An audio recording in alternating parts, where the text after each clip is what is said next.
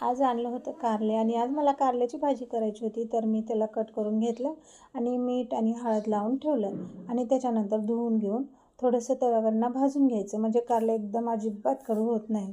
आणि त्याचप्रमाणे तिथं मग टमाटे आणि कांदे पण थोडेसे वाटून घ्यायचे आणि थोडासा कांदा काळा करून घ्यायचा, तर भाजीला कलर चांगला येतो. शेंगदाणे पण भाजून घेतले आणि मग मग मी फोडणी दिली. त्याच्यामध्ये टाकले सगळं वाटून घेतलेलं साहित्य टाकलं आणि मग कारल्याला मग थोडंसं मीठ टाकायचं चवीपुरतं, कारण अगोदर आपण टाकलेलं आहे मीठ. मग काळी मिरची टाकायची, जे घरीच बनवलेले आहे, सगळे मसाले घातलेले आहे. थोडीशी हळद टाकून घेतली आणि मग कारल्याला फोडणी देऊन टाकली. आता हे आपल्याला 5 मिनिटासाठी मंद आचेवर शिजू द्यायचं आहे आणि सर्वात लास्टला आपल्याला शेंगदाण्याची चटणी टाकायची आहे.